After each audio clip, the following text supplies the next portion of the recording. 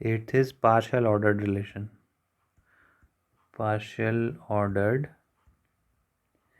relation.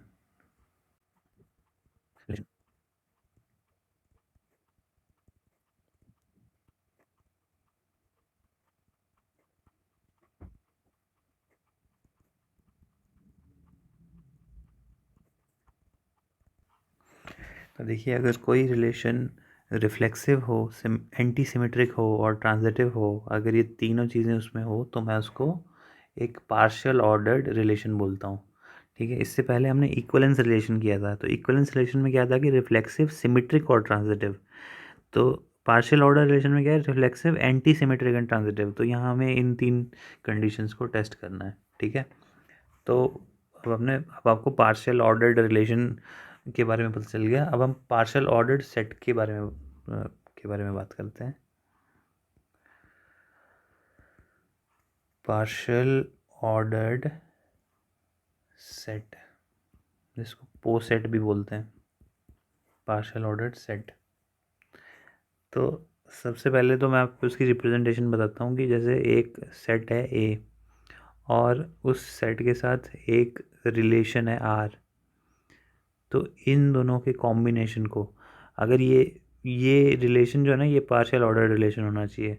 तो एक set और एक पार्शियल ऑर्डर रिलेशन, इन दोनों के कॉम्बिनेशन को हम पो सेट बोलते हैं। इतनी बात समझ में आई? तो इसी चीज़ को मैं डेफिनेशन की फॉर्म में लिख देता हूँ।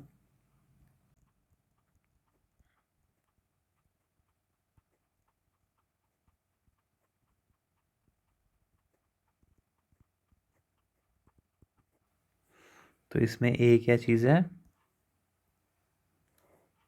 ए is a set and R is a partial ordered relation. ठीक है, तो अब हम एक स्पेशल टाइप ऑफ रिलेशन देखते हैं जो आपने पहले भी देखा हुआ है।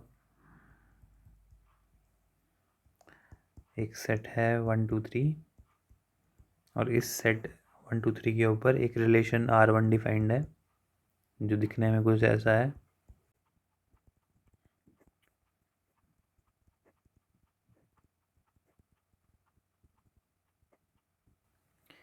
देखिए, क्या ये रिफ्लेक्सिव है? देखिए, इसमें डायगोनल एलिमेंट तीनों के तीनों प्रेजेंट हैं, इसलिए रिफ्लेक्सिव तो है। रिफ्लेक्सिव पे टिक कर दिया। क्या ये सिमेट्रिक है? तो देखिए, सिमेट्रिक फेल कब होती है, सिमेट्रिसिटी फेल कब होती है? जब एक्स वाई हो और वाई एक्स ना हो। तो जब इसमें एक्स वाई है ही नहीं तो वाई एक्स के होने का कोई मतलब ही नहीं है, तो फेलिंग की कंडीशन ही नहीं है इसमें। तो ये क्लियरली सिमेट्रिक है। क्या ये ट्रांजिटिव है? तो ट्रांजिटिव फेल कब होती है? जब एक्स वाई हो और वाई जेड हो। तो एक्स जेड के बारे में चेक करते हैं हम। तो जब इसमें एक्स वाई और वाई जेड ही नहीं है तो एक्स जेड के बारे में चेक कैसे करेंगे? तो फेलिंग कंडीशन नहीं फुलफिल हो रही, तो इसलिए ट्रांजिटिव है।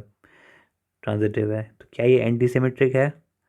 तो एंटी सिमेट्रिक के लिए क्या होता है कि 1 2 एक तो डायगोनल एलिमेंट सारे अलाउड होते हैं एंटी सिमेट्रिक में। ठीक है, तो 1 1 2 2 3 3 है, इससे हमें कोई मतलब नहीं है, हो चाहे ना हो। लेकिन 1 2 और 2 1 यानी कि एक्स वाई और वाई एक्स की फॉर्म में कोई एलिमेंट है तो नहीं है। तो इसकी भी फेलिंग कंडीशन फुलफिल नहीं हुई, तो इसलिए ये एंटी सिमेट्रिक भी है।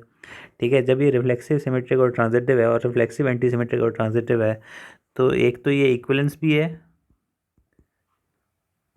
और दूसरी चीज़ ये पार्शियल ऑर्डरिंग भी है।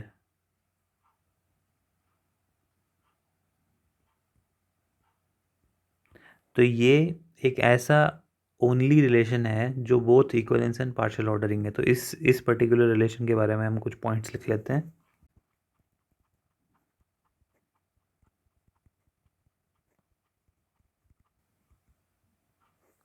तो ये एकमात्र ऐसा रिलेशन है जो इक्विवेलेंस एंड पार्शियल ऑर्डरिंग है। तो लेकिन ये किसके ऊपर रिलेशन है? ये पहले आपको सेट तो देख लेना है। A 1 2 3 के ऊपर ये रिलेशन जो है, ये एकमात्र ऐसा रिलेशन है जो इक्विवेलेंस और पार्शियल ऑर्डरिंग है। अगर ए जो हमें सेट दिया है उसमें 1 2 3 4 5 होता है, तो हमें 1 1 2 2 3 3 4 4 5 5 देख वो होता है उसका एकमात्र इक्विवेलेंस और पार्शियल ऑर्डरिंग रिलेशन। ठीक है, तो आप बेस सेट भी देख लिया कीजिए। हर चीज़ में बेस सेट देख लेना चाहिए पहले ही।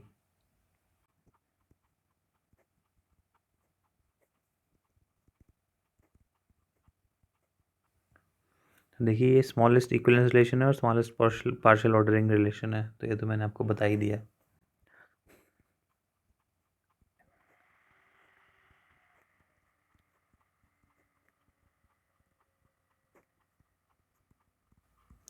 देखिए अगर मैं इस सेट में R1 में कोई चीज़ ऐड या सब्ट्रैक्ट कर दूं तो इट मे बी पॉसिबल कि ये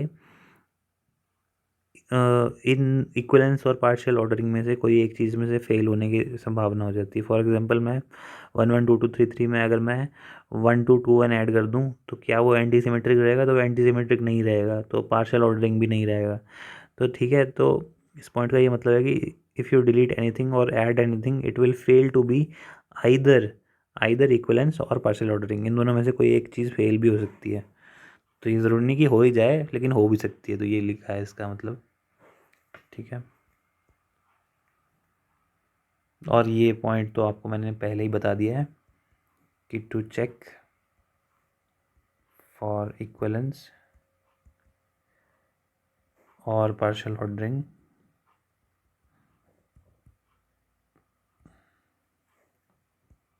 we first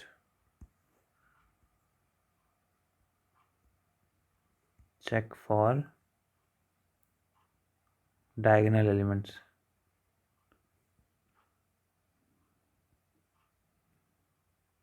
that is reflexivity। हम सबसे पहले रिफ्लेक्सिविटी के बारे में चेक करते हैं। तो अगर रिफ्लेक्सिव ही नहीं है तो इक्विवेलेंस और पार्शियल ऑर्डरिंग आगे जाने का तो कोई मतलब ही नहीं है। ठीक है, तो सबसे पहले हम रिफ्लेक्सिविटी चेक करते हैं, देन वी मूव फॉरवर्ड।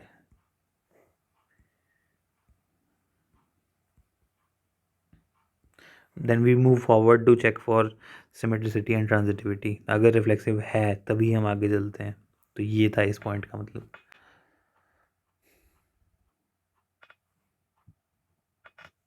तो देखिए ये क्या है। सबसे पहले आर तो एक सेट है और इसके आगे जो less than or equal to है ये एक रिलेशन है जो कि पार्शियल ऑर्डरिंग है इसके ऊपर। तो कैसे पता चला कि पार्शियल ऑर्डरिंग है? तो हमने वही चीज़ सबसे पहले रिफ्लेक्सिविटी टेस्ट की, रिफ्लेक्सिविटी। तो देखिए कि क्या A less than equal to A है। जी हाँ बिल्कुल, क्योंकि A equal less than equal to है ना, तो इक्वल तो है, A is equal to A है। तो रिफ्लेक्सिविटी यानी कि ए कॉमा ए बिलोंग कर रहा है इस इसमें, तो रिफ्लेक्सिविटी इसकी ट्रू हो जा रही है। ठीक है, उसके बाद एंटी सिमेट्री चेक करते हैं, एंटी सिमेट्रिक। तो अगर A less than equal to B है तो क्या B less than equal to A होगा? अगर मैं इस चीज़ को ट्रू मान लूँ, A less than equal to B को मैं अगर ट्रू मान लूँ, सॉरी बी लेस, ये ए आएगा। तो अगर मैं A less than equal to B को ट्रू मान लूँ तो क्या बी भी less than equal to A होगा? नहीं होगा। तो यानी कि ये दोनों चीज़ें एक साथ एग्जिस्ट नहीं कर सकती। अगर A less than equal to B है तो B less than equal to A can not be, यानी कि ए कम है ना बी से, ये कह रहा है। अगर मैं इसको ट्रू मान लूँ तो ये चीज़ फॉल्स होएगी। ठीक है, तो यानी कि ये ए कॉमा बी और B comma A can not exist in this. तो ए मतलब एंटी सिमेट्रिक की प्रॉपर्टी सेटिस्फाई हो रही है, तो यानी कि एंटी सिमेट्रिक है ये।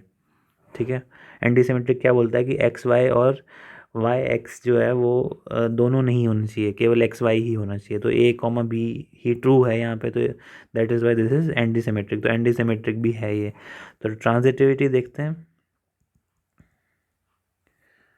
देखिए अगर ए लेस देन बी और बी लेस देन सी को अगर मैं ट्रू मान लूँ, ए लेस देन बी है और बी लेस देन सी को अगर मैं ट्रू मान लूँ, तो क्या A less than or equal to सी ये चीज़ ट्रू हो जा रही है? जी हाँ बिल्कुल हो जा रही है, क्योंकि ये एक ही सीक्वेंस में ही आ रहा है। तो इस ये तो डिराइव ही हो रहा है बल्कि इससे।